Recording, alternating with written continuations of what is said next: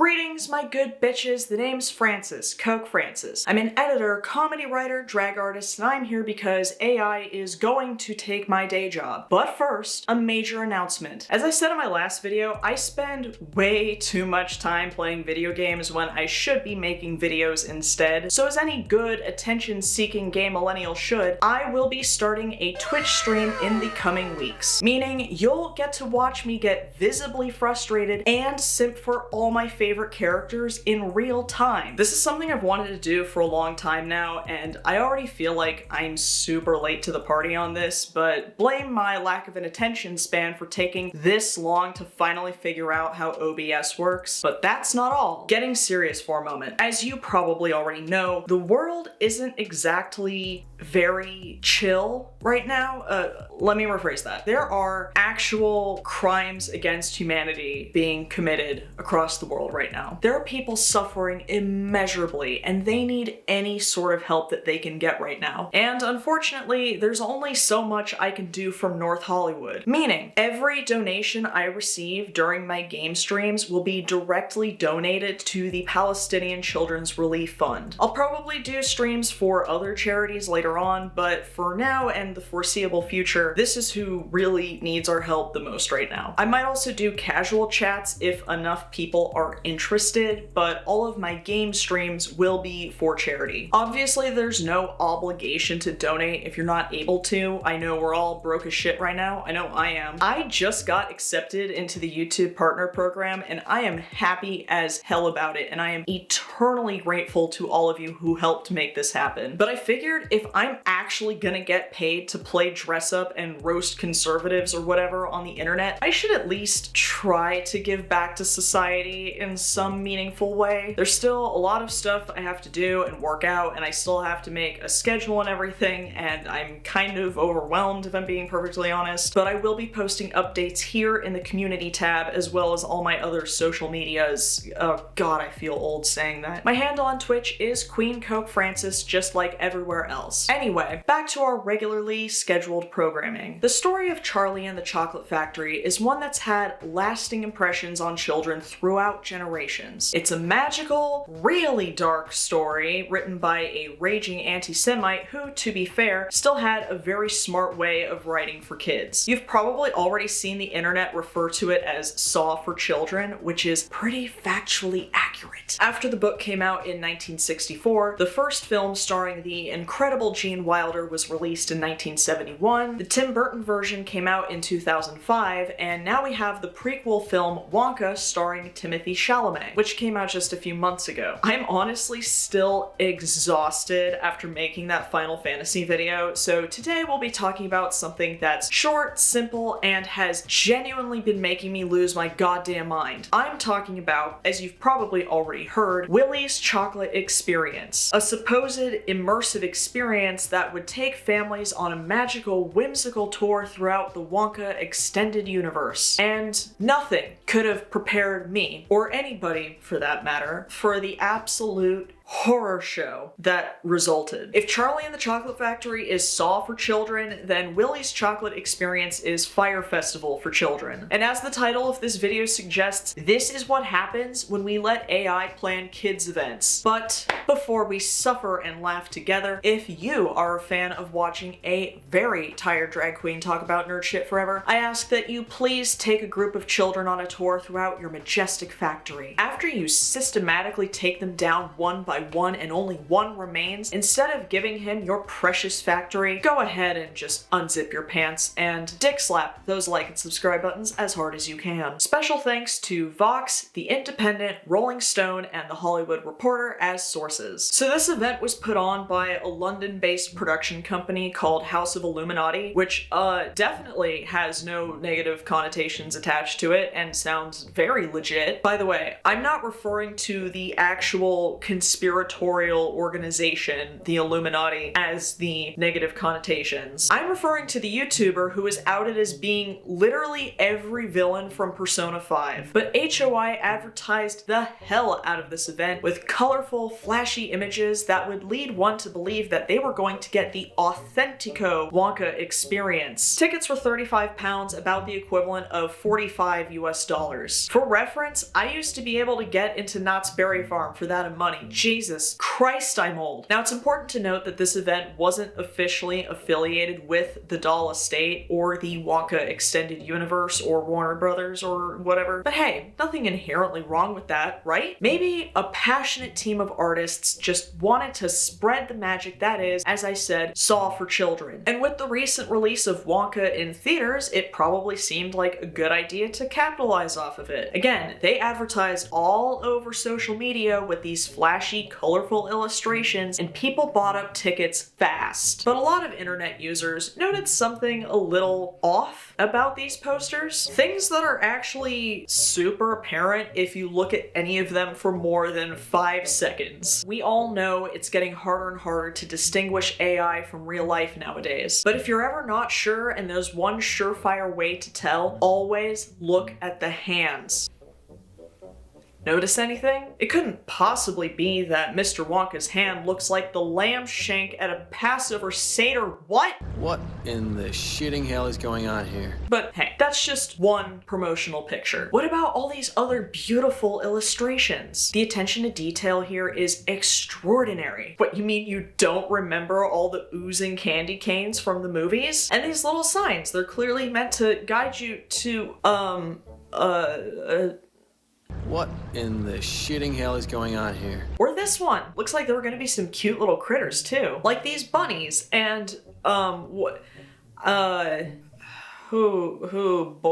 What in the shitting hell is going on here? But look, there's no way these people bought tickets just based on pictures. They were paying for an experience that the website itself stated. Welcome to Willy's Chocolate Experience, TM. Dive into the whimsical of Willy's Chocolate Experience, exclamation point. A place where chocolate dreams become reality. Featuring things like the Imagination Lab. Holy shit, I think Joe Rogan was onto something when he kept hyping up DMT for all those years. And of course there's the Twilight Tunnel, which first off, the apostrophe implies that Twilight is like an old-timey contraction. It's here where you and your child can experience the magic of random color palettes with whimsical names like Dim Tight, Ungarevel, Empreti, Dogjection, Enigmatic Sounds, Svid, and of course, Accepted Twits. But look, imagine you're a parent. I'm not one myself, but I have so many friends who are, and they are exhausted all the time. I genuinely don't know how y'all do it. I have mad respect for you. Let's say you're a parent, whether you're close to your kid or estranged from them and trying to reconnect or whatever, and you just want to have one fun day out and about with your kiddo. You're desperately trying to find something that'll match the stimulus of an iPad. You know damn well that's impossible. And then you're on Facebook after finally getting some peace and quiet, and bingo, you see an ad for this. It's colorful, it's magical, and most of all, it's stimulating. Still not as much as an iPad, but hey, you're trying. So of course you immediately put down your credit card so that you can just have one goddamn nice day with your kid. And then you try and get that coveted 2 hours of sleep you've been waiting for. Chances are, you're probably not reading the fine print, or hands in this case, at all. So hundreds of people came to Glasgow for this event, mostly families and kids. Some people drove upwards of 2 hours to get to this thing. Kids came dressed up in, might I say, very fine cosplays. Well done to you all. And after waiting in line to see some cat-cagating, Karchi Tons, and XR Surgery lollipops, they finally stepped into this paradise of sweet teats to find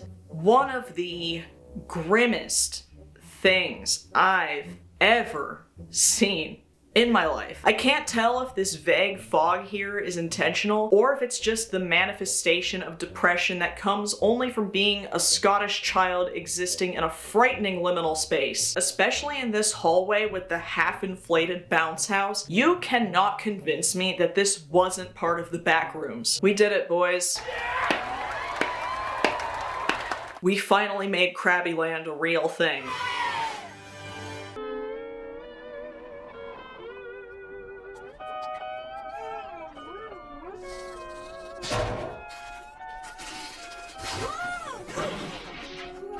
Listen, y'all, you want to put a ring on this? It had better be in front of this AI-generated tapestry that's smaller than the Great Wave one behind me. There's obviously a reason these images went viral. But hey, we can make fun of the bad PD all day. They also promised a chocolatey experience. They said there was going to be a chocolate fountain. Obviously, that ain't gonna happen. So let's see what they offered for refreshments instead.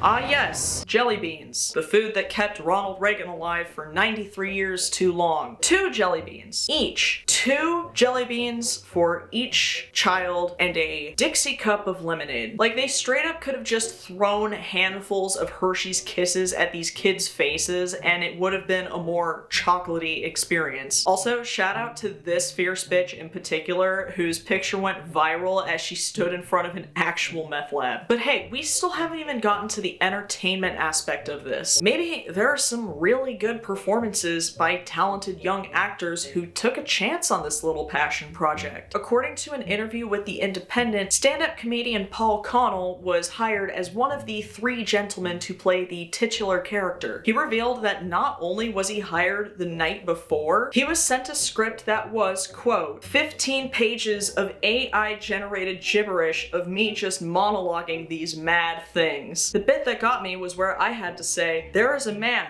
we don't know his name. We know him as the Unknown. The Unknown is an evil chocolate maker who lives in the walls. It was terrifying for the kids. So what exactly was this unknown and what did it look like? What is that? It's the Unknown.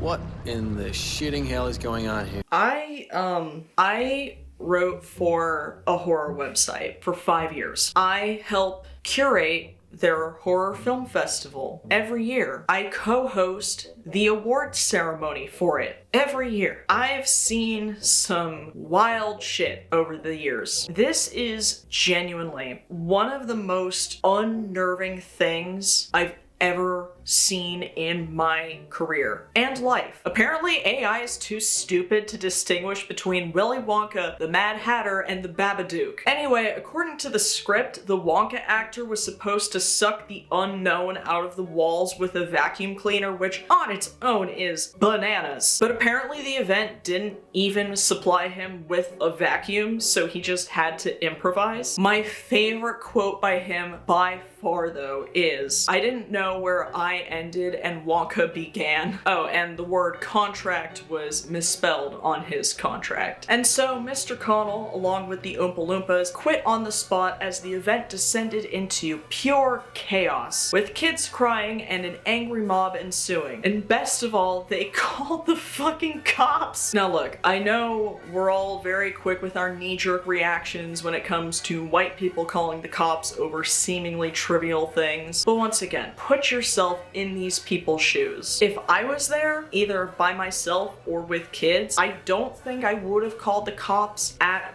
first, and then this sick son of a bitch showed up. God damn it, there is nothing about this I like. Honestly, considering how much Roald Dahl liked to creep out kids, he'd probably get a kick out of this, sick bastard. Now, you're probably wondering, where is House of Illuminati in all of this? When is ChatGPT gonna draft up an apology? Organizer Billy Cole, the director of HOI, stated, quote, I'm really shocked that the event had fallen short of the expectations of people on paper. My vision of the artistic rendition of a well-known book didn't come to fruition. For that, I am absolutely, truly, and utterly sorry. And Billy Cole, my good bitches, is where the lore comes in, and I love a good lore. So what's your name? I don't care. We paid money. So what's your name? Right, there's children here. You're here to represent a company that's taking money off of parents, grandparents. We guarantee a full refund starting from Monday. No, okay, if you don't receive the refund, I'm going to call the police. we use artificial intelligence to obviously Use it a fake.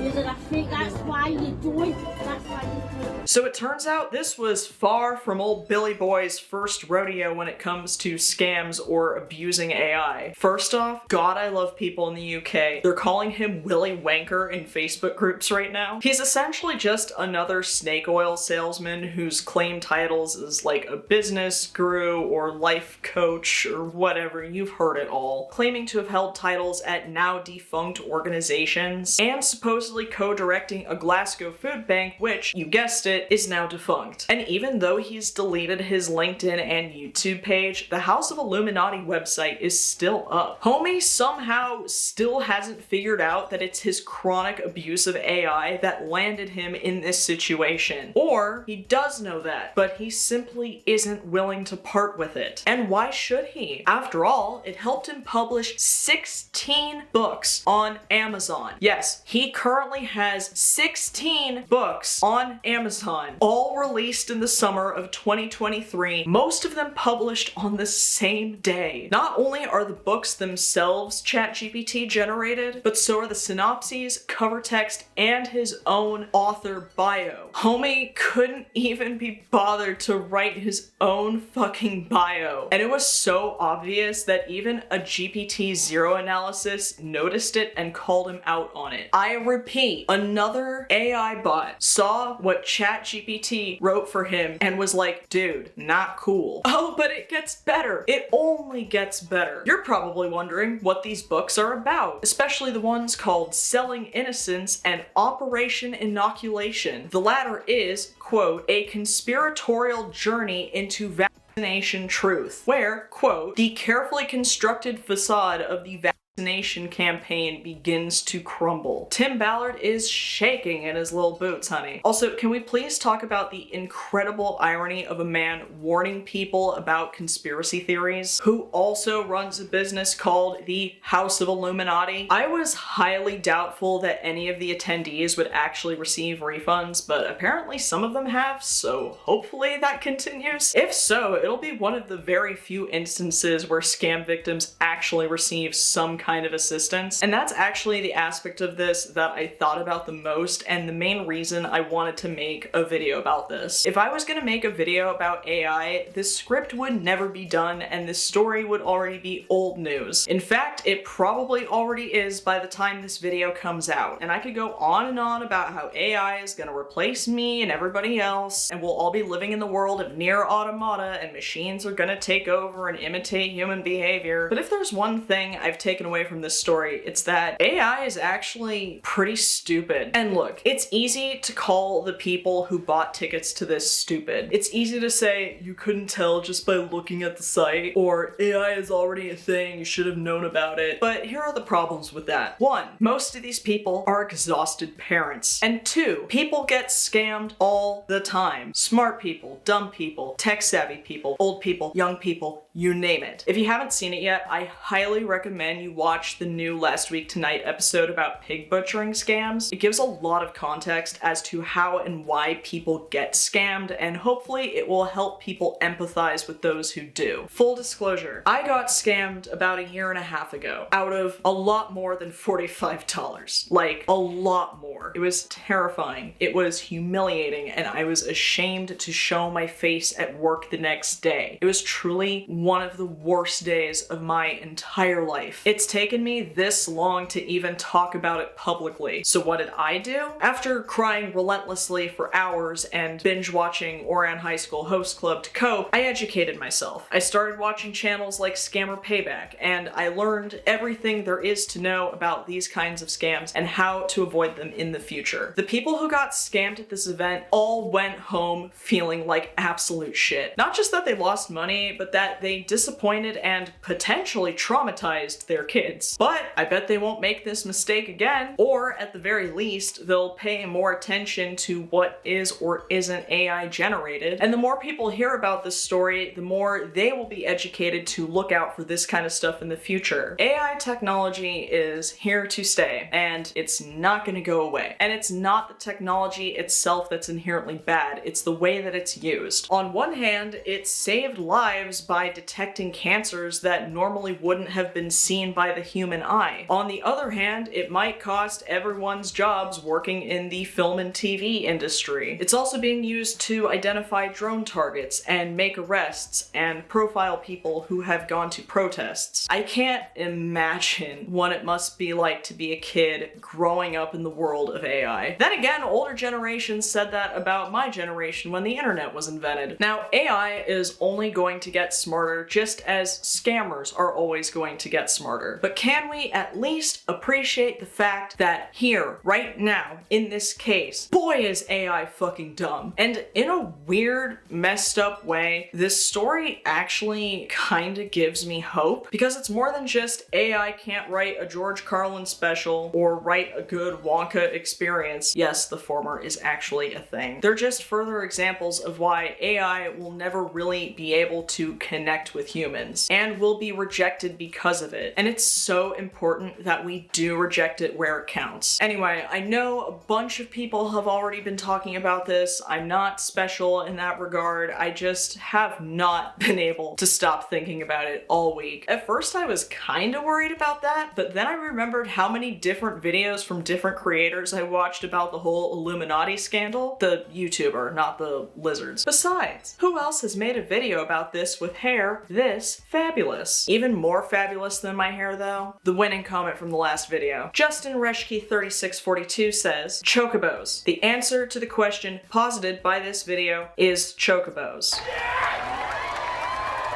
You too can be featured in the next video. Leave a comment below and I will pick my favorite one and give you a shout out next time and pin your comment to the top of the comment section. If you would like to see more of my clown mug elsewhere, please consider following me on Instagram or TikTok. My handle for both is @QueenCokeFrancis. Also, please be sure to check out my Twitch as soon as I get that going. I'll be making announcements about it here and on my other social media. It'll be fun, I promise. Maybe even more fun than this. And you'll be helping out a great cause.